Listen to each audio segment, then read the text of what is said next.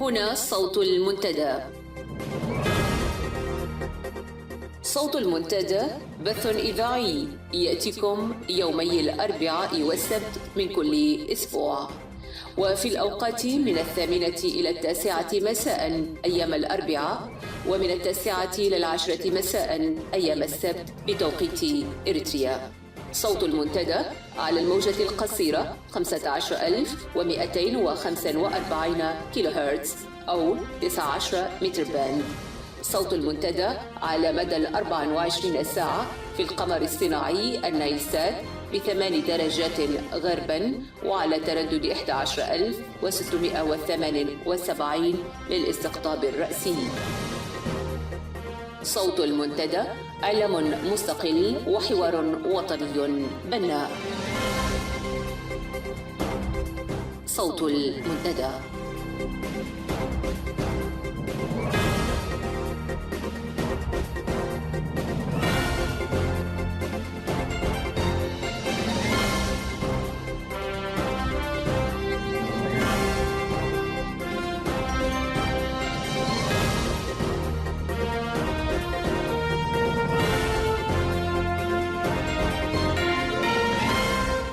المستمعون الكرام، مساء الخير وأهلا ومرحبا بكم في ساعة منتدى السبت. أحييكم، أنا أمل علي، وأبدأ معكم هذه الساعة بآخر تطورات الأنباء على الصعيد الداخلي. بعد ذلك أعزائي المستمعين تستمعون إلى حوار كنت قد أجريته مع الأستاذ عبد الرحمن السيد، وهو ناشط سياسي، وناقشنا فيه وشاركنا وجهة نظره حول الأوضاع على المستوى الداخلي والمعارض. ابقوا معنا وأهلا بكم.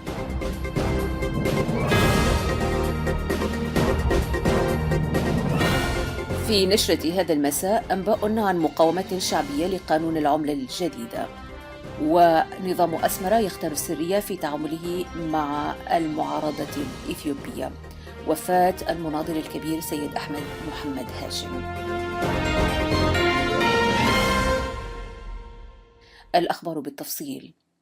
أفادت المصادر الواردة إلى إذاعتنا من الداخل بأن القانون الذي أصدرته العصبة الحاكمة في أسمرة، والخاص بالعملة الجديدة التي شرعت في إجراءات تغييرها خلال الأيام الماضية، تصاحب احتجاجات في الداخل والخارج، حيث بدأ المواطنون الذين يدخرون مبالغ مالية كبيرة بعيدا عن البنك في بيوتهم في تشكيل وعي جماعي يهدف إلى مواجهة هذا القانون الجائر والإجراءات التعسفية التي تحاول مؤسسات نظام أسمرة المالية تنفيذها على أرض الواقع.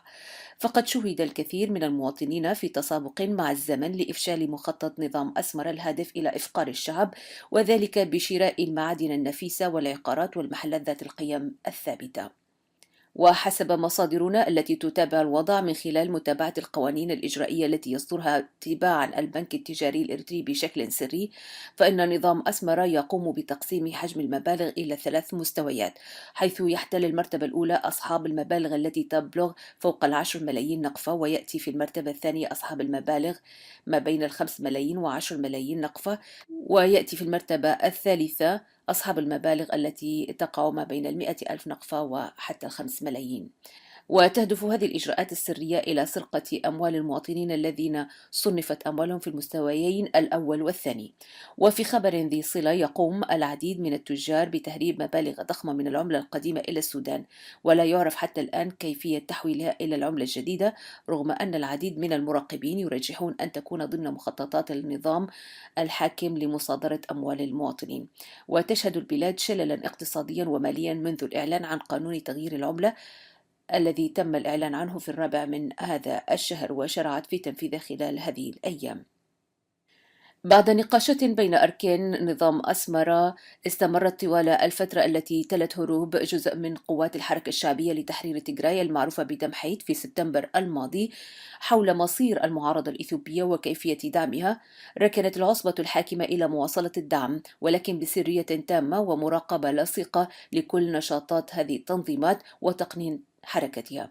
وتأتي هذه الإجراءات عقب انفراد إذاعة صوت المنتدى بالإعلان عن خبر اجتماع ممثلي 14 منظمة إثيوبية مقيمة بالخارج مع ممثلي منظمة كومبوت سبات خلال الفترة بين 16 و18 من هذا الشهر في العاصمة أسمرة. وحسب مصادر المنتدى التي تتابع تحركات الفصائل الإثيوبية المعارضة عن قرب، فإن وفود هذه الفصائل بدأت اجتماعات مغلقة في مدينة موصوع بمشاركة ممثلي جنبوت سبات بسرية تامة، وأن وفدا إعلاميا تابعا لتلفزيون السات الذي يبث برامجه من الأراضي الهولندية والمعارض للحكومة الإثيوبية ينفرد بتغطية جلسات هذا الاجتماع. وتسعى منظمة كومبوت سبات برئاسة برهان نجا إلى تفعيل نشاطها المعارض للحكومة الإثيوبية بعد تعرضها لهزة كبيرة عقب هروب أعداد كبيرة من قوات الحركة الشعبية الديمقراطية لتحرير تيغراي الدمحيط، التي كانت تشكل معظم القوات التي يتكون منها التحالف المعارض للحكومة الإثيوبية. ومن هنا تأتي أهمية الاجتماعات التي تشهدها مدينة موصوع في الوقت الحالي. يذكر أن دعم نظام أسمر للفصائل الإثيوبية المسلحة المعارضة للحكومة الإثيوبية يكلفه الكثير على المستويين الداخلي والخارجي.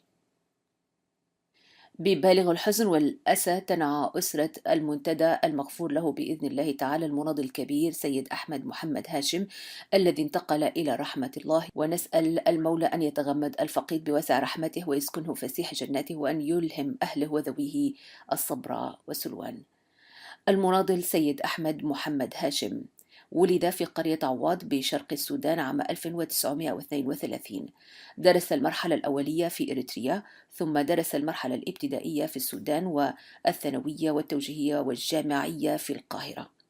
نال بكالوريوس التجارة من جامعة القاهرة عام 1960، من مؤسسي جبهة التحرير الإريترية في القاهرة عام 1960، وهو ممثل القيادة التأسيسية للإشراف على جبهة التحرير الإريترية في داخل إريتريا في الفترة من بين عام 60 و 65.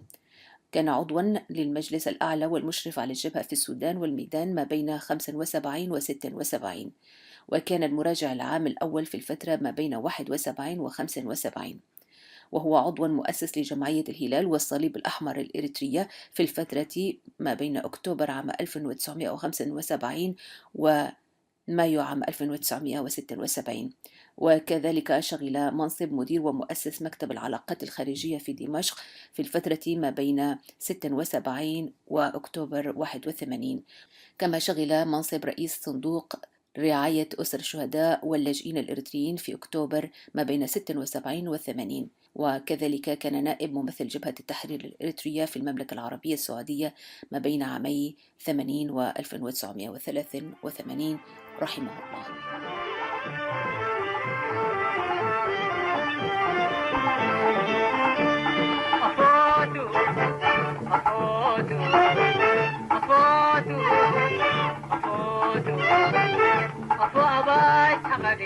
وفتاينا بينا أو يفوتوا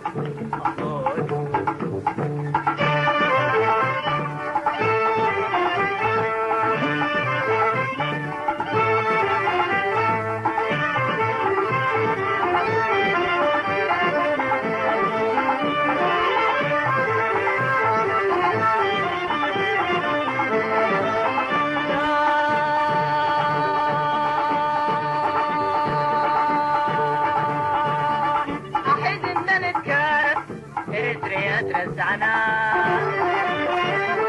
أحد إن نتكارف إريتريا رزعنا وميت الإقلاب فقرنا وقلات الأحرف عنا ميت الإقلاب فقرنا وقلات الأحرف عنا نعنو عندك كامنا وانت واحد سمعنا أباح اللي قرانا ننفر من عدنا أباح اللي قرانا ننفر من عدنا.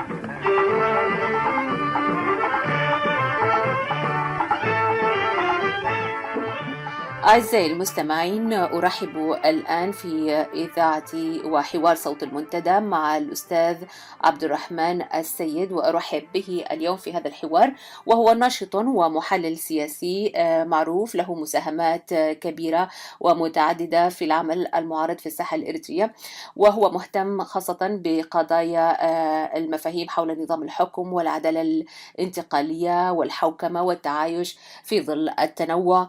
أهلا وسهلا بك أستاذ عبد الرحمن، وأشكرك جزيلا على قبول دعوة صوت المنتدى. أهلا وسهلا بكم، وأرحب بصوت المنتدى ومستمعي صوت المنتدى. يا أهلا أستاذ عبد الرحمن. يعني أنت لست غريبة عن الإذاعة وعموما على العمل المعارض. سنبدأ معك اليوم ونتحاور في بعض القضايا التي هي مثار اهتمام الرأي العام في الفترة الأخيرة، والتي هي طبعا حول يعني ما يحدث في الداخل الإريتري والحراك المعارض بشكل عام. ودعني أبدأ مما تتوارد يعني الأنباء حوله، وأن هناك نوع من القلق والتوترات خصوصا مع الأحداث الأخيرة في تغيير العملة الإريترية، أيضا في يعني غياب رأس النظام لفترة طويلة عن المشهد السياسي، وما يقال عن نوع من الحراك الداخلي الذي لم تتضح معالمه. هل لنا أن يعني نعرف يعني من خلال متابعتك رؤيتك وقراءتك العامة لهذا المشهد في الداخل أولا؟ بسم الله الرحمن الرحيم. أولا أكرر ترحيبي بصوت المنتدى ومستمعي صوت المنتدى. بالنسبة للحالة الإريترية، هي طبعا في الوقت الحاضر وصلت إلى درجة لا تطاق، بمعنى الحياة في إريتريا اليوم أصبح يعني من الصعب جدا المواصلة فيه. هناك انعدام لكل أنواع الخدمات التي يمكن أن تتوفر في البلاد، من مياه صحية وخدمات صحية وكهرباء وغيرها. الآن حاليا هناك وفيات بسبب أمراض غير معروفة المصادر، لكن يعني وفيات حصلت ليس فقط للمواطنين داخل إريتريا، ولكن حتى لمن زار إريتريا في الآونة الأخيرة وعاد من هنا من بريطانيا ومن بعض الدول الخليجية. لهذا السبب هناك في حاجة ماسة إلى التعرف إلى أسباب هذه الوفيات بدقة، لكن المعروف أنها ناتجة عن عدم وجود مياه نقية صالحة للاستخدام وللشرب بالنسبة للمواطن. فيما يتعلق بالنظام، طبعا رأس النظام لا زال مستمر على نهجه الإغصائي، وكذلك يعني الحديث حول غيابه ومرضه يعني هي تكهنات، ولكن حسب المعلومات المتوفرة حتى الآن هو لا يزال حي ويمارس نفس المهام التي كان ظل يمارسها منذ أكثر من 25 عام، وهي يعني الاعتقالات التعسفية والقتل الغير قانوني وعدم إيجاد أي نوع من حكم مؤسساتي دستوري، وعدم إعطاء الشعب حقه في اختيار من يشاء ليحكمه. فكل هذه السياسات ما زالت مستمرة، وعلى ما يبدو هذا النظام الآن يعني يسعى ل يعني إيجاد عوامل انهيار الدولة مع غيابه، سواء كان يعني بالموت أو بغير الموت يعني. فلهذا السبب الدولة الآن أو إريتريا بشكل عام إلى بحاجة إلى يعني من ينقذها من الحالة الموجودة المزرية. نعم نعم. يعني إذا اقتربنا أكثر من الصورة الموجودة حاليا داخل إريتريا أستاذ عبد الرحمن، وعلى كما أشرت سابقا على ضوء ما يرد إلينا من أخبار متتالية من الخارج، وعلى ضوء ما يحدث أيضا يعني في الفترة الأخيرة، كما رأينا انسحاب القوات الإثيوبية المعارضة التي كان يدعمها السياس ويحاول توظيفها لصالحه، وهذه كانت يعني قفزة نوعية على مستوى التغييرات التي حدثت في إريتريا. أيضا هناك الحركة الداخلية في أوساط جنرالات الجيش والتغييرات التي كانت تحدث بشكل مستمر وغياب أسماء كثيرة عن الساحة وما إلى ذلك. يعني هل في ظل كل هذا الحراك، وما زلنا نتحدث عن الحراك الداخلي، هل يمكن أن يكون فعلا لهذا النظام القدرة على يعني تمرير أجندته في تدمير البنية المؤسساتية أو بنية الدولة، أم أن هناك احتمالات أخرى؟ يعني بعض الأشخاص يقولون لا، يعني الوضع ليس بهذا السوء. يعني كيف نحاجج في هذا الموضوع؟ كيف نقرأه أكثر؟ هو من تتبع سياسة النظام خلال ال25 عام يتأكد أنه مهم. عمل على يعني عدم إيجاد أي نوع من العمل المؤسساتي من حكم القانون، ومن يعني أي نوع من الحرية، هامش الحرية مهم. للمواطن. فاليوم نحن وصلنا إلى مرحلة يعني نستطيع أن نصف فيها النظام بأنه عصابة تنهب يعني وتقتل وترتكب الجرائم، مهم.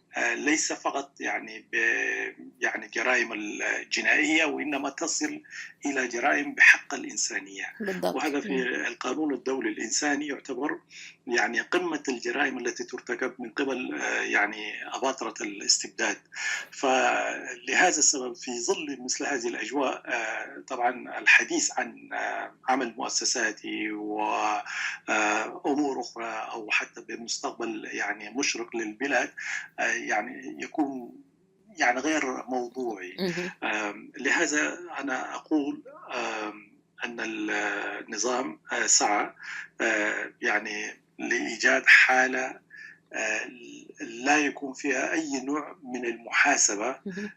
له. يعني هذا ليس فقط على مستوى الدولة، وإنما حتى على مستوى العصابة الحاكمة إذا صح التعبير، مهم. العصابة التي تسمي نفسها حزب الهكدف. مهم. حتى هذا يعني بتعريف بسيط جدا يعني للحزب، لا يوجد يعني معالم حزبية التي يمكن أن يمارس بها نشاطه العضو داخل هذا الحزب. بمعنى آخر لا يوجد أي مؤتمرات، نعم. اجتماعات مهم. دورية لقياداته لهياكله. كل ما بالضبط. يوجد مهم. هو الحديث عن يعني استمرارية النهب والغش ويعني التهديد، وكأننا نحن في حالة حرب. مهم. كل الاجتماعات التي تدور في الخارج مثلا لأعضاء ومناصرين الهكدف مهم. تتحدث على أن إريتريا اليوم في خطر، وبالتالي على الجميع أن يجمع الأموال وأن يدعم مم. الدولة وهكذا. يعني هذه مم. نعم. الثقافة التي استمر عليها النظام منذ قبل التحرير هي بالضبط. التي مهم. المستمرة، مهم. وتأتي إليه طبعا بأموال إلى طائلة. حد مهم. قريب، مهم. ولكن الآن لا أعتقد مستمرة. مهم. فهذا هو الجو الموجود حاليا في نعم. إريتريا. نعم. إذا دعني أنقلك من هذا الوضع إلى يعني الحراك المقابل والذي هو الحراك المعارض وما يحدث فيه من تناقضات ومن عمل يبدو أنه يسير باتجاه أكثر فعالية وأكثر جدية، تحاول يعني أقطاب المعارضة يعني كافة بكل جهاتها وتعددها بأن يعني تكون على مستوى ما يحدث في الداخل. أنت يعني ناشط ومحلل سياسي وغير ذلك مهتم بقضايا نظام الحكم والعدالة الانتقالية. اليوم شهدنا قريبا، ودعني أخذك إلى روح يعني الحدث، وهذا الحدث يعني تمثل في عقد ورشة عمل أشرف عليها معهد ألماني للدراسات والبحوث، وجمعت أقطاب من المعارضة كما قلنا. يعني شهدت الكثير من ردود الأفعال. اليوم كيف نقيم أي حدث أو أي حراك معارض يسعى إلى التغيير؟ ما هي تطلعاتنا؟ ما هي توقعاتنا؟ ما هي يعني حدود أو سقف يعني الحراك السياسي المعارض في ظل ما يحدث في الداخل الإريتري، أستاذ عبد الرحمن؟ هذا طبعا يقودنا إلى الحديث عن وجود معارضة في الخارج. بطبيعة الحال التغيير إذا حياتي في الداخل ينبغي أن تكون أيضا المعارضة في الداخل. إذن في الحالة هذه ما هو موجود في الخارج يكون دوره محدود في تكملة ما يقوم به من هو في الداخل. ولهذا دائما كنت أدعو إلى يعني الاعتراف والتركيز على دور معارضة الخارج على أمور كإعلامية ودبلوماسية وشعبية تكون معها الجانب الاقتصادي. بمعنى آخر أن النظام يعني يحاول الاستفادة من وجود إريتريا المهجر في الخارج مهم. لجلب الأموال إليه. فالقيام بتوعية الناس وعدم تشجيع الناس للمشاركة في مهرجانه التي يسميها الإخوة يعني وهم محيقون في هذا الجانب مهرجانات التسول، عدم المشاركة فيها. نعم. وكذلك إذا أمكن وإذا ما كانت هنالك ضرورة للذهاب إلى إريتريا أو للاستفادة من خدمات النظام بأي شكل وآخر، فليتوقف الإنسان المهاجر عن التعامل مع هذا النظام حتى لا يكون له أي مصلحة اقتصادية يستفيد منها يعني. نعم. الأمر الآخر من الناحية الدبلوماسية، وهذا فعلا تحقق فيه الكثير من ال الإيجابيات في الآونة الأخيرة أو في السنوات الأخيرة، مهم.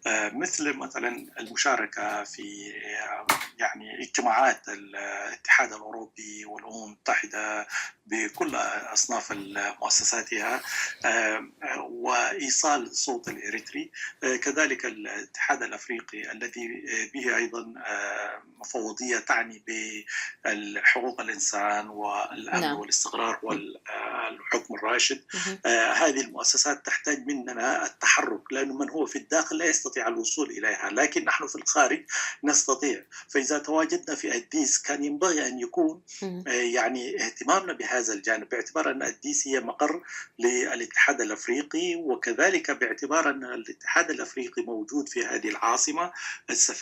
سفارات الدول في هذه الدولة تكون من السفارات يعني المهمة جدا يعني. نعم. مهم. والسفراء أيضا يكون لهم فعلا مستواهم أعلى من سفير في أي دولة قد تكون لها يعني علاقات بسيطة جدا مع الدولة الأخرى.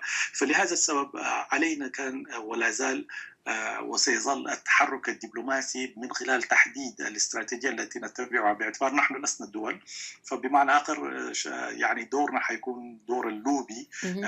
دور ممارسة الضغط، ممارسة إيصال صوت الشعب الإريتري ومعاناته إلى هذه الأطراف. نعم. هذا العمل جاري للأسف الشديد ليس من خلال المعارضة المنظمة التقليدية التي تعرفنا عليها وعرفناها خلال الأعوام التي مضت، ولكن من خلال منظمات المجتمع المدني وبعض التنظيمات أيضا لها دور إيجابي في هذا، قد يحين في وقت وممكن التحدث عنها في يوم من الأيام. مهم. لكن بشكل عام التركيز في هذا الجانب. الجانب الثالث هو الجانب الإعلامي الذي أنتم تقومون به وآخرون. هذا أيضا له أهمية قصوى في ليس فقط في إيصال الأخبار الصحيحة والمعلومة الصحيحة عن ما يدور في إريتريا، ولكن عن حتى تكوين الرأي العام في الاتجاه الصحيح، وكذلك إيصال صوت الداخل إلى الخارج والعكس يعني. فلهذا السبب الدور الإعلامي مهم جدا على المستوى الإريتري، وكذلك على المستوى الخارجي من خلال التواجد والتواصل مع القنوات الأجنبية وتقديم التحليلات السياسية والمعلومات الصحيحة عن ما يدور إريتريا، ومن خلالها مخاطبة الرأي العام العالمي.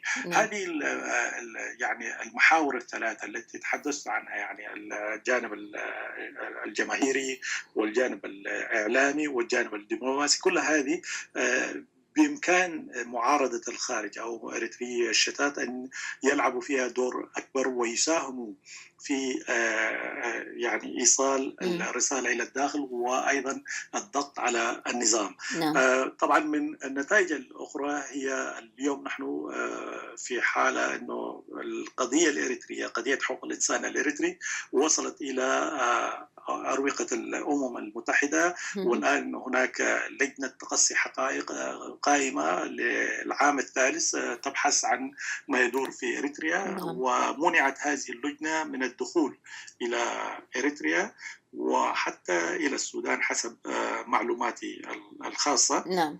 لكن استطاعت أن تجمع معلومات كافية من خلال المهاجرين المتواجدين في أوروبا وفي دول الجوار، بعض دول الجوار وليس كلها، لجمع المعلومات. والآن عملها سيستمر، وهناك اتهامات قائمة من قبل هذه اللجنة بأن هناك بعض الجرائم التي ترتكب بحق حق الشعب الإريتري ترقى إلى أن تسمى أو تكون جرائم بحق الإنسانية. نعم. ففي هذه الحالة طبعا إذا توصلوا إلى أدلة دامغة مهم. فممكن أن تقدم هذه القضية إلى محكمة الجنايات الدولية، ومن خلالها يكون متابعة المجرمين مهم. أو المتهمين بهذه الجرائم حتى يمثلوا أمام المحكمة.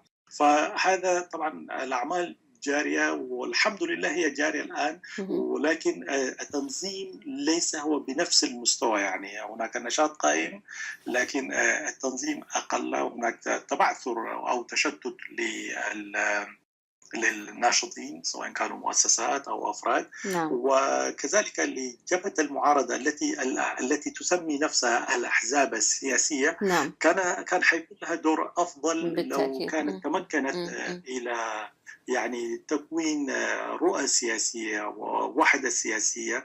ليس بالضرورة أن تكون هناك اندماجات تنظيمية، ولكن على الأقل رؤى موحدة مهم. ومظلة موحدة تعمل ليس للتصارع فيما بينها للوصول إلى القيادة هذه المظلة أو تلك، ولكن لتكوين رأي عام سياسي يكون موجه للرأي العام السياسي في الداخل ويكون له معين أيضا يعني. نعم. لكن للأسف الشديد هذا طبعا لم نصل إليه، رغم أن هنالك مبادرات كانت في الأعوام السابقة ولا تزال وستستمر. نعم. لكن ما ينبغي أن نركز عليه هو ما نريده نحن في التغيير هو ليس تغيير شخص أو حزب مهم. بشخص أو حزب آخر، وإنما تغيير حالة يعني ديكتاتورية استبدادية إلى حالة ديمقراطية مؤسساتية تعمل وفقا للدستور والقانون. يعني هذا ينبغي أن يكون الهدف العام لكل إنسان يتحرك لإيجاد تغيير إيجابي في إريتريا. نعم. نعم بالتأكيد. يعني أضم صوتي إلى صوتك في هذا الموضوع، ولكن أستاذ عبد الرحمن، في هذا الحراك بالضبط الذي تحدثت عنه نلاحظ أن كل المحاولات إن لم تكن فردية فهي على يعني إطار ضيق جدا من مجموعات ضيقة جدا. يعني ما يحدث من يعني محاولة أنه توسيع الأفق بحيث أنه نعمل من أجل يعني نظام حكم عادل وإلى آخره مما ذكرته. ولكن هناك أيضا السلبية التي نشهدها بصراحة على مستوى يعني الواقع الإريتري وتفاعل الإنسان الإريتري في الخارج مع أي حراك معارض. كيف ترى إلى ذلك؟ يعني هناك ذكرت لك قبل قليل ما حدث في فرانكفورت في ورشة العمل التي يعني اتفق فيها مجموعة لا بأس بها من التنظيمات والمنظمات المدنية الموجودة في العمل المعارض على نقاط أساسية ربما تمهد لما ذكرته قبل قليل، يعني الاتفاق على الحد الأدنى من العمل سويا وإلى ذلك من يعني مما يساعد على تفعيل حركتها والتعاون معا من أجل يعني التصدي يعني أو يكونوا على قدر مسؤولية الحركة أو المرحلة الانتقالية. غير ذلك هناك الواقع السلبي، يعني شئنا أم أبينا هناك الكثير من التمزقات في الآراء، في الأولويات، في الأطروحات، في الرؤى. يعني ما هي رسائلنا؟ كيف يمكن أن نخفف من ذلك؟ ما هي الطريقة أو الآلية التي تجعل رؤيتنا أوضح كنشطاء على مستوى العمل المعارض، على مستوى وسائل التواصل الاجتماعي، الأحزاب، أفراد، جماعات غيرها في الداخل، لأننا نؤثر في الخارج أقصد، ولأننا نؤثر في الداخل. هو نعم، أشرت إلى نقطة التخبطات في الأولويات. هذه نعم. طبعا تعتبر من أهم المشاكل أو المسببات لضعف المعارضة ولعدم اجتذابها للجماهير المهاجرة. بمعنى لأنه يعني نحن الآن حتى أي حزب سياسي في الديمقراطيات المتعارف عليها التي نعيش فيها يعني تحاول أن تلامس حاجات المواطن حتى يكون يعني لها يعني أذان صاغية من قبل هذا المواطن ويعطيها صوته وممكن يدعمها وهكذا يعني. فما لم يوجد يعني اهتمام بحاجات المواطن بمشاكل المواطن والتعرف إليها بدقة ثم العمل لإيجاد حلول لها، فلا يستطيع المواطن أن يأتيك وأنت تتغنى بشيء قد لا يرى فيه أي مصلحة له يعني. نعم. فهذا جانب. مهم. الجانب الآخر بالنسبة في الأولويات أيضا، يعني هناك أحيانا نحن نتحدث مثلا عن قضايا كبيرة جدا، يعني أكبر من حجمنا، مم. ولكن عندما نأتي في العمل وفي التطبيق نجد يعني واقعنا والذاتي يتعارض مع مم. المتطلبات ما نصبو إليه. يعني هذا إذا كنا جادين حتى في ما نطرحه من مطالب وأفكار يعني. مهم.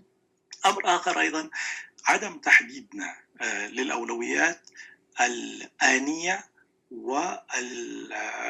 يعني التي تأتي ممكن ما بعد زوال النظام، مهم. وفيما بعد أيضا بعد إقامة دولة دستورية. يعني كل هذه الأمور يجب أن تترتب مهم. وفقها الأولويات. نعم. اليوم نحن بحاجة إلى إنقاذ الشعب كما قلت في بداية الحديث. اليوم الشعب يموت لأن لا تتوفر لديه خدمات صحية، ولا يستطيع أن يشرب مياه شرب صحية مهم. ونظيفة، وأمور كثيرة، أساسيات الحياة أساسيات الحياة. البسيطة. نعم. فإذا نحن يجب علينا أن يعني نتعاطى مع هذه القضايا الآنية، ونحاول يعني رفعها كقضايا جوهرية يعني نعم، في هذه المرحلة. بالتأكيد. كذلك أيضا يعني الجرائم التي ترتكب من قبل النظام من اعتقالات تعسفية وغيرها وهذه الأمور، لا ننتظر حتى يعني تتحرك يعني منظمات مجتمع مدني وهكذا. يعني إذا كنا السياسيين من حقنا أيضا، ومن حق أي جهة سياسية أن تحاول أيضا يعني إعطاء هذا الأمر أهمية قصوى. يعني بمعنى مهم. لا نحصر مثلا حتى على الأسرى التابعين للمعارضة أو تابعين للمواطنين الغير منتمين إلى هذه الجهة السياسية أو تلك. مهم. حتى عندما يقع في الاعتقال عضو هدف، يعني عضو النظام القائم، علينا أن ندافع عنه. يعني بمعنى هو أيضا له حق إنساني حتى وإن كان مجرم، مهم. فالمجرم له الحق أن يقدم إلى حتى المحاكم تثبت بطريقة عادلة، هي التهمة عليه. ويكون له نعم، ويكون له زيارات من أهله، بالضبط. وممكن يكون له محامي وغيره يعني. يعني التمسك فلذا يعني بالمبادئ، يعني بالتمسك بالفكرة نفسها، بالمبدأ بالضبط، نفسه أكثر من نعم، هذا مهم جدا. مهم. ما تكون هذه القضايا لمجرد الاستهلاك السياسي، وإنما بالضبط. كمبدأ. مم. مبدأ العدل لا يتجزأ. يعني بالضبط. حتى غدا إذا سقط السياسي وتم اعتقاله، مم. يجب أن ندافع عن حقه. حقوقه هو بالضبط. كإنسان مهم. وكمواطن. له حقوق وينبغي أن تكون متوفرة له، مهم. وهكذا. يعني فنحتاج إلى مثل هذه المبادئ. مهم. الأمر الثالث، يعني هناك ممكن الآن نحن بالذات في المهجر مهم. من حقنا أن نشارك ونناقش قضايا دستورية، أسميها دستورية، بمعنى يعني تطبيقها يتم عبر الدستور فيما بعد، ولكن ليس بالضرورة أن ننتظر مهم. حتى تلك المرحلة. يمكن مناقشتها الآن، يعني مم. مثل قضية اللغة مثلا، أو نعم. قضية نظام الحكم. نعم. يعني هذه القضايا يعني في البدء هي محسومة أصلا في دستور عام 1952. نعم. الفقرة أعتقد 38 مم. حسمت قضية اللغة. نعم.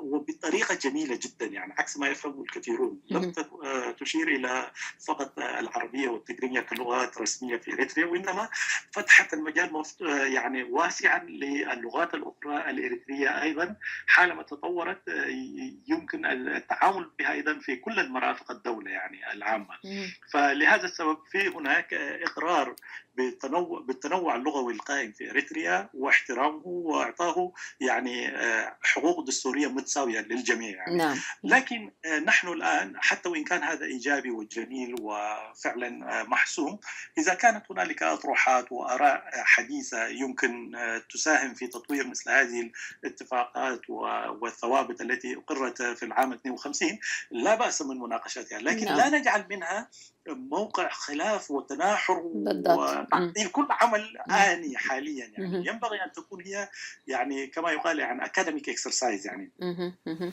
نتشاور حولها، أن ندرسها، نبحثها، وكل الأمور هذه في جو يعني فيه وئام وفيه تسامح وفيه تبادل معلومة نعم. ومعرفة. يعني ليس بالضرورة أن تكون هذه عناوين للتباعد وعدم العمل المشترك فيما يجمع فيما بيننا. بالضبط. كذلك نظام الحكم، يعني هذا طبعا نحن نلاحظ في كثير من الدساتير الدستور. المدخل المقدمة وكذلك الفقرة الأولى من أي دستور دائما تشير إلى نوعية نظام الحكم القائم في الدولة يعني. فلهذا السبب ما دام هذا الأمر هو تطبيقه سيتم من خلال الدستور الفقرة الأولى التي هي ستحدد نوعية الحكم في إريتريا، فلا بأس أن نتحدث عنه الآن بشكل معرفي وتبادل المعلومات والأفكار والحوارات حولها والأمور هذه، لكن لا تكون هي العنوان للتناحر والتباغض. يعني هنا نحتاج إلى فصل الأمور يعني عن بعضها البعض، بحيث كل قضية تكون في خانتها الصحيحة حتى يكون التعامل معها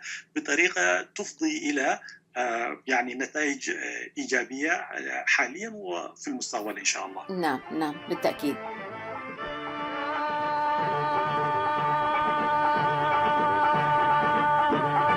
أحيد إن نتكارف إريتريا ترزعنا، أحيد إن نتكارف إريتريا ترزعنا، نعنون دكامنا وإنت أحد سمعنا، نعنون دكامنا وإنت أحد سمعنا، نعنون دكامنا وإنت أحد سمعنا، أباي هلا قرانا كلنا أكبر من عدنا، أباي هلا قرانا كلنا أكبر من عدنا.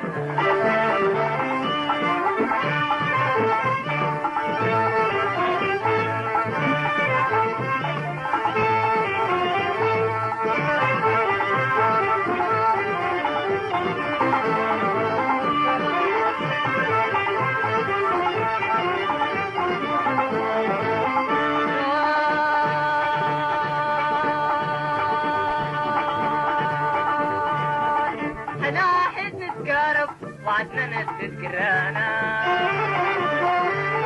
حنا حد نتقارب وعدنا نتذكرانا،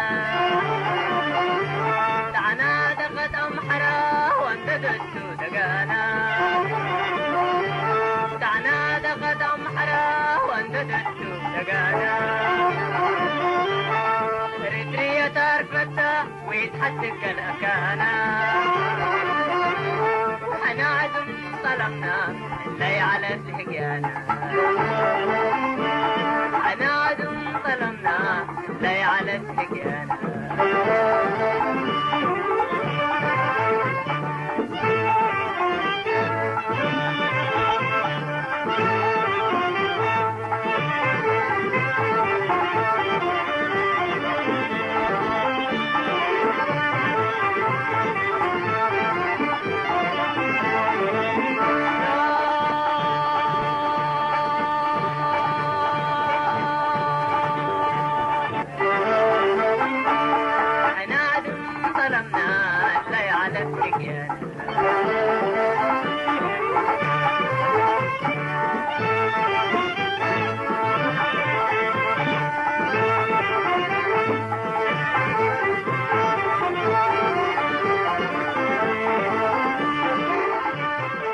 إذن دعني ونحن هنا في هذه النقطة بالتحديد أستاذ عبد الرحمن أعود بك إلى الوراء قليلا، وكان لك اهتمامات وكان لك طرح أيضا مع آخرون في فكرة التحول السلمي للسلطة على ضوء ما ذكرنا من أولويات ومن طرق متعددة للتعامل مع بعضنا البعض في المرحلة التي نسعى فيها إلى التغيير الديمقراطي والإيجابي والحفاظ على الأولويات.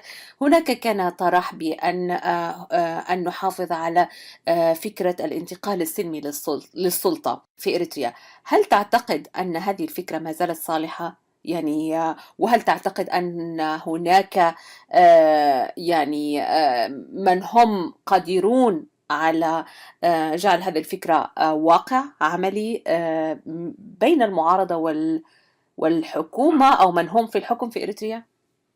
نعم، هو الانتقال السلمي أو كمان النضال السلمي الأحرى، لأنه نحن لم نصل حتى إلى مرحلة انتقال السلطة من طرف إلى آخر سلميا، ولكن حاليا حتى في نضالاتنا كنا نشير ولا زلنا على أهمية النضال السلمي المدني. هذا كاستراتيجية يجب أن يكون هو المعمول به يعني.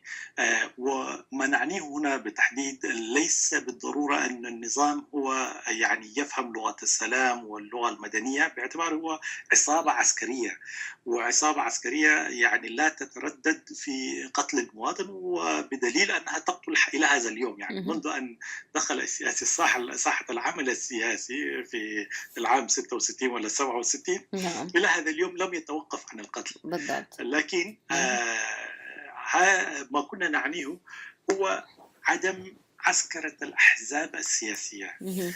عدم عسكرة الأحزاب السياسية بيعني أنه إذا أوجدنا لغة العسكر ولغة الميليشيات في التغيير للسلطة مهم. القائمة، ونحن نحاول أن نقول سلطة ولكن هي في الحقيقة كما قلنا عصابة مهم. تحكم البلاد بطريقة يعني بتاعت قطاع طرق يعني، لكن نعم. على الأقل حتى تكون واضحة الصورة. مهم. ونحن نناضل الاستراتيجية، وما دام نحن نبحث عن ما بعد هذه الحالة القائمة الآن، مهم. نريد أن تكون هناك دولة القانون ودولة العدالة والديمقراطية والأمور هذه، مهم. فينبغي أن نؤسس لها الآن.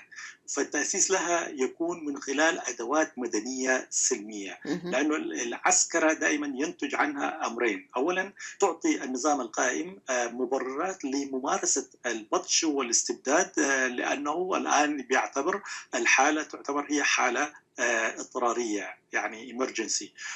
وهو فعلا حتى إن لم يجد هذا الأمر يحاول إيجاده، كما دخل مثلا في حروب مع كل دول الجوار. لو لاحظنا في كل معركة دخلها مع دول الجوار لم تكن مبررة على الإطلاق، يعني منذ بداية التسعينات إلى هذا اليوم إلى آخر معركة مع إثيوبيا لم تكن مبررة، يعني كان بإمكانه حل أي قضية قائمة بالطرق السلمية يعني وبالطرق القانونية، مهم. ما كان يحتاج إلى الدخول إلى الحروب. لكن بالضبط. هذا النظام حتى يعيش الشعب على حالة عدم الاستقرار وعلى حالة الأمن والبطش والأمور هذه، كان يفتعل هذه المشاكل. مهم. فأنت الآن عندما تدخل معه في صراع مسلح، مهم. هو هذا بتعطيه معناه زخم حتى يمارس هوايته المفضلة وهي القتل يعني. مهم. بالنسبة له الذي يقتل سواء كان في الطرف المعارض أو حتى من طرفه لا مهم. يعنيه كثيرا.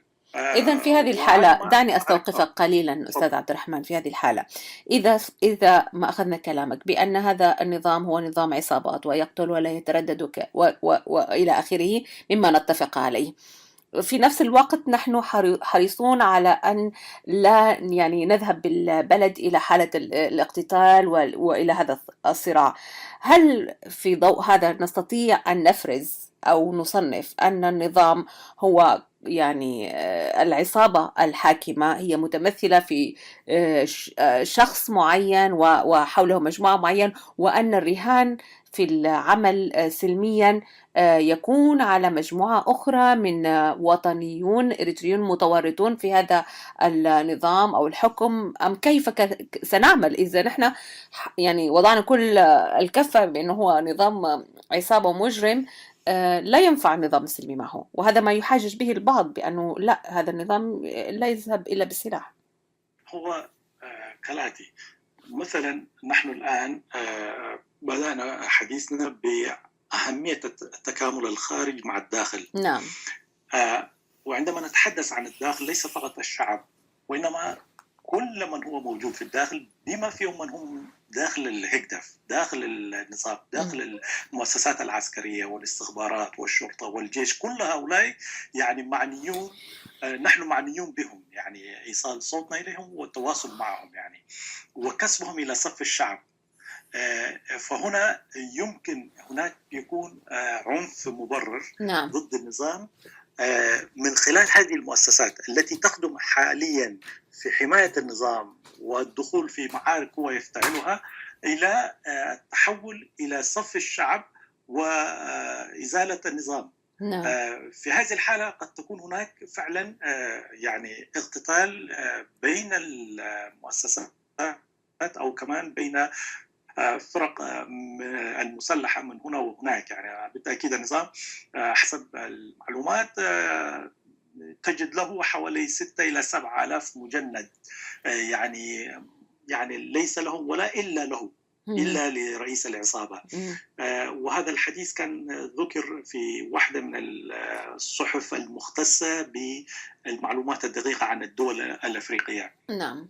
هذه المعلومة تشير، وحتى الحديث وقضية فورتو وما فورتو كيف تم كشفها وإخمادها، دي كلها كانت لأن هناك النظام بالفعل عنده قوة خاصة يعني معنية بالدفاع عنه فقط يعني.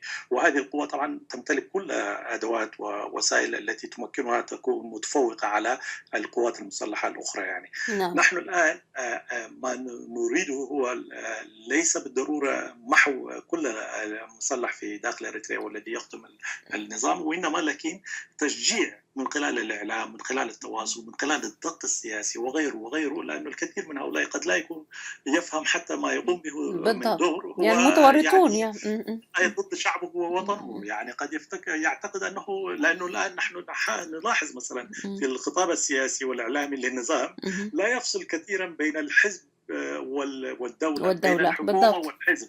يعني الأمور كلها مختلطة. مهم. فكأنك أنت عندما تكون يعني مدافع وداخل في معارك يعني لهذا النظام، مم. كأنك البعض قد يعتقد أنه يفعل هذا دفاعا عن الوطن وليس بالضرورة دفاعا عن عن النظام. الحزب. كل هذه الأمور نحتاج فهمها. نحن يجب أن نضع أنفسنا في موقع هؤلاء الناس، ومن ثم يعني إيجاد وسائل واستراتيجيات لإيصال المعلومة ولرفع وعيهم الوطني، نعم. حتى يلعبوا دورهم المرتقب في إزالة هذا الكابوس الذي يعتبر هو أكبر عدو للشعب الإريتري والوطن الإريتري. نعم. يعني في هذه الحالات بالتأكيد قد تكون هناك ممكن يعني عنف مبرر بين قوى تدعم رغبات الشعب، كما لاحظنا في عام 2013 مع حركة 21 يناير نعم. أو فورتو. أكيد مثلهم الكثيرون من يريد التغيير. نعم. ولذا يعني وقد تكون هناك قوة تدافع عن النظام حتى بأي وسيلة متاحة لها. ففي الحالة هذه قد تكون هناك عنف، لكن هذا العنف سيكون مبرر يعني. نعم. ويمكن السيطرة عليه أيضا يعني بأسرع وقت. لكن عندما تكون هناك حروب طاحنة بين ميليشيات حزبية من هنا وهناك، ويكون لها ولاءاتها حزبية وليس وطنية، وحتى لو حصل فراغ في السلطة أو انهيار للعصابة القائمة حاليا، مهم. الانتقال إلى الديمقراطية كما نلاحظه اليوم في ليبيا وغيرها، والصومال قبلها، وأفغانستان أيضا فيما بعد. يعني كل هذه الدول يعني دخلت في مأزق عميقة بعد زوال الدكتاتوريات التي كانت قائمة فيها يعني. لأن كل الميليشيات يعني التي عملت بثقافة العسكرة والحروب والميليشيا والأمور هذه، عندما وصلت إلى يعني العواصم بدأت تقتتل في قضية من يسيطر على القصر الجمهوري. هذا ما حصل في أفغانستان، وهذا الذي حصل أيضا في مقديشو. نعم. يعني المعركة بدأت في بلادجو سومالي، في فيلا سومالي يسموها أعتقد، القصر الجمهوري في مقديشو. نعم. وهنا من هنا اشتعلت المعركة ولا زالت مستمرة يعني. نعم. فلهذا السبب حتى نتفادى مثل هذه الأمور نشجع أحزابنا السياسية أن تكون سياسية دون عسكرية، فليكن لها بعض العناصر التي ممكن تكون أمنية تحافظ على أمن قياداتها وغيرها وتدافع عنهم يعني. لكن لا ينبغي أن تتحمل أو كمان أن تتبنى استراتيجيات عسكرية وميليشيات وكتائب وأخرى يعني لممارسة مهامها يعني. نعم. فهذا ما نقصد به يعني العمل المدني الذي يرتكز على الشعب، على قوة الشعب، ومن بالتأكيد. ثم دعوة المسلحين في الداخل إلى التخلي عن النظام والاصطفاف إلى مصالح الشعب والعمل إلى جانب الشعب. نعم. نعم. نعم. نتمنى ذلك أستاذ عبد الرحمن. دعني أيضا يعني أذهب بك إلى محور آخر، وهو كيف يتفاعل الإنسان الإريتري في الميجر وحتى في الداخل عبر وسائل التواصل الاجتماعي. يعني هناك نحن كلنا متواجدون هناك، والكل ينظر بما استطاع إليه سبيل كما يقال، يعني مفاهيمه، دعواته، عبر أيضا يعني يعني الويب سايتس الموجودة هنا وهناك. وهناك حالة من يعني القلق، وهناك حالة من التوتر، وحالة من الانفصال في يعني الأطروحات.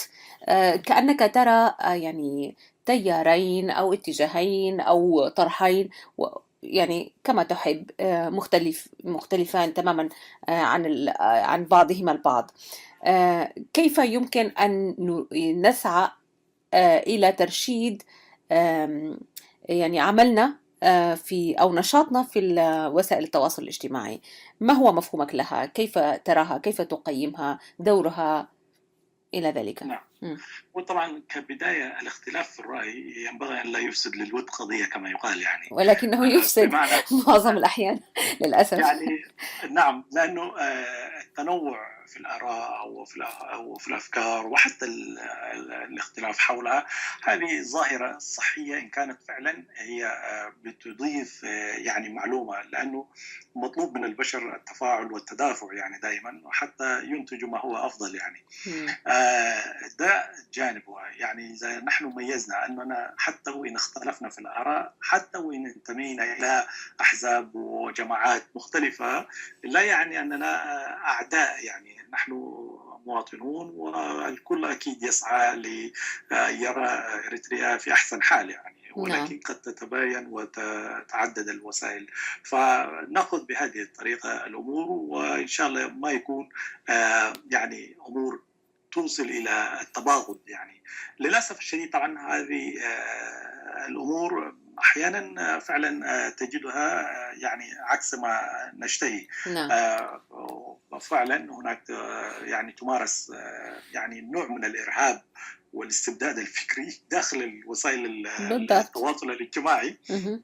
لإسقاط أصوات ومن التفكير والتعبير والأمور هذه تصل، لكن هي انعكاس لظاهرة أصلا موجودة وقائمة يعني، وإفرازات تعتبر لمرحلة ممكن خاضها الشعب الإريتري من الحروب والمعارك والعيش تحت حياة يعني كلها مليئة بالاستبداد يعني. لأنه إذا لاحظنا الاستعمار الإيطالي مرورا بالاستعمار البريطاني والإثيوبي، كلها كانت يعني استعمارات عسكرية. نعم. والاستعمار العسكري له يعني برضو يعني انعكاساته على ثقافة المجتمع وغياب الحريات والأمور هذه. طبعا الفترة التي حكم فيها البريطانيون قد تكون شوية استثناء، يعني هي فترة حوالي 10 سنوات نعم. تقريبا هي الاستثناء، لكن كل الفترة الأخرى كانت لأن إيطاليا دخلت إريتريا متأخرة يعني في السباق لإيجاد مستعمرات. فعندما بدأت بإريتريا كانت تسعى استخدام الجيش أو العنصر الإريتري في الجيوش الاستعمارية الإيطالية في الحروب في ليبيا وفي غير ليبيا يعني، وإثيوبيا وغيرها. فلهذا السبب الشعب الإريتري عاش في مثل هذه الأجواء إلى هذا اليوم يعني. ولهذه الحالة طبعا لها إفرازاتها في انعكاساتنا وانطباعاتنا السياسية وفيما بيننا تعاملاتنا وأمورها هذه يعني. فاليوم نحن توجد أمامنا طبعا وسائل متطورة جدا تجمع الآلاف من البشر يعني. بمعنى آخر يعني اليوم نحن في كلمة نكتبها أو نقولها في الفيسبوك تصل إلى آلاف الإريتريين نعم. وغير الإريتريين من شتى بقاع العالم. بالتأكيد. فلهذه الوسيلة أهمية قصوى يعني، فالاستفادة منها. والآن فعلا توجد غرف حوار في داخل الفيسبوك بها الآلاف من المشاركين وتعبر عن آراء وحوارات تتم فيها. وقبلها أيضا عندما وجدت المواقع الإلكترونية كمواقع الهواتف وأزمارين وغيرها من المواقع، هذه أيضا أسهمت كثير جدا في ال 15-18 سنة التي مضت. نعم. يعني لعبت دور كبير في يعني إرساء ثقافة الحوار وتبادل الآراء نعم. والكتابة التعبير بالكتابة وغيرها يعني. نعم. الآن اليوتيوب والفيسبوك هو الذي أصبح الآن الأدوات المتاحة أمام الجيل الحديث، وأيضا هذا الدور أيضا يعني له دور كبير يعني في توعية الناس يعني.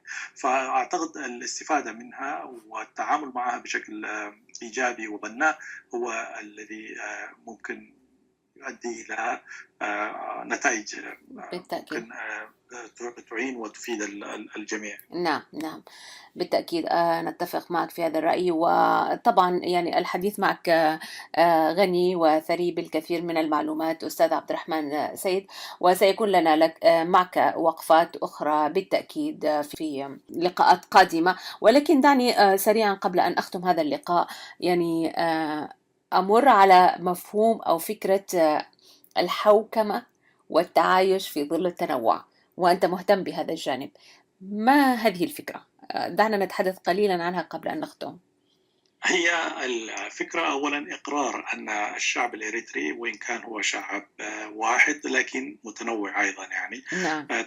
ظاهرة التنوع موجودة في اللغات وكذلك موجودة في القبائل والإثنيات والديانات وحتى المناطق وسبل كسب العيش. يعني البعض منا ممكن يعيش على الرعي والآخر ممكن على الزراعة والتجارة وأمور كهذه يعني. نعم. هناك أيضا حقيقة أخرى أن إريتريا هذه التي نعرفها اليوم ونحبها وندافع عنها هي البداية تكونت بإرادة استعمارية إيطالية، ولم تكن معناها إرادة إريترية محضة يعني. ظهرت ما بعد الاستعمار الأوروبي في أفريقيا وعدد كبير من الدول الأخرى. نعم. ظاهرة كيف نتعامل مع الواقع الجديد، لأنه الاستعمار دخل إلى هذه البلاد بعد ما أنهى ما كان موجود من قيم ونظم حكم قائمة في هذه البلاد يعني. نعم. فالآن بعد زوال الاستعمار مع إيجاد واقع جديد غير متجانس وغير طبيعي وحدود غير طبيعية. هي أصلا تسمى على فكرة الحدود غير طبيعية، بمعنى يعني الحدود الطبيعية هي التي تفصل بين الناس على حسب تواجدهم اللغوي والديني والجغرافي وأمور كهذه يعني. لكن أحيانا تجد شعب واحد يقسم إلى أكثر من دولة يعني. هذا بالتأكيد ليس طبيعي يعني، لأنه المفروض يكون هذا الشعب الواحد يكون في دولة واحدة يعني. فإذا ما الحل يعني؟ العودة إلى مرحلة ما قبل الاستعمار لا نستطيع، لأن تلك مرحلة وقد خلت يعني ولا لها وجود حاليا. فبالتالي ليس لنا شيء نعود إليه يعني. طيب وكيف نتعامل؟ لأنه العامل المشترك بين كل هذه المكونات في هذه الدولة مثلا كان المستعمر الأجنبي. عندما ذهب المستعمر الأجنبي على العادة يفعل يعني يؤسس يعني توريث الحكم لفئة هو يختارها يعني. نعم. ويعطيها كل الصلاحيات وكل الإمكانيات لتطغى وتعامل الناس بما كان هو يعامل به الآخرون يعني.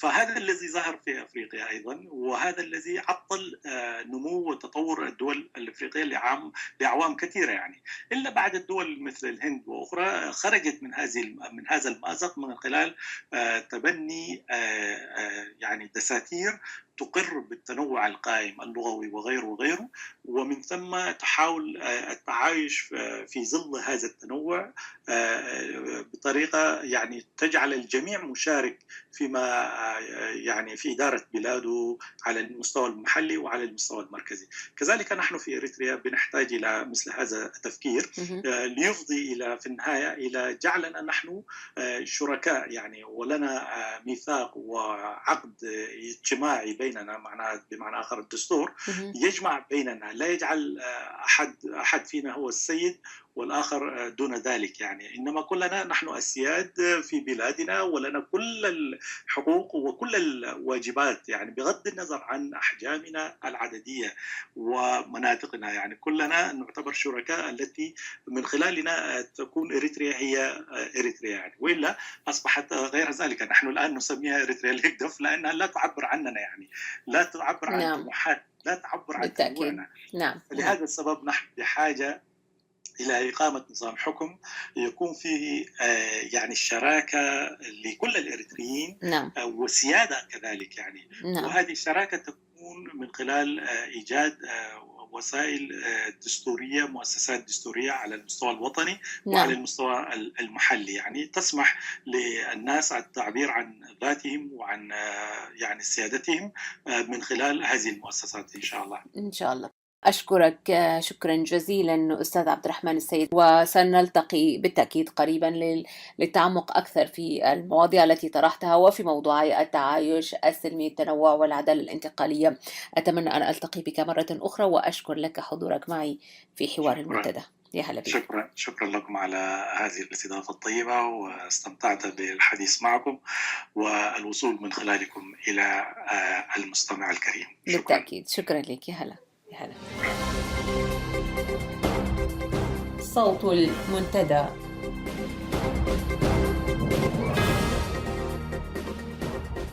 وإلى هنا نأتي إلى ختام هذه الساعة. نحييكم ونشكر لكم حسن الاستماع. كان معكم أمال علي، وفي المونتاج صلاح الزين، وفي إعداد الأخبار الزميل يوسف بوليسي. لكم تحياتنا جميعا وإلى اللقاء.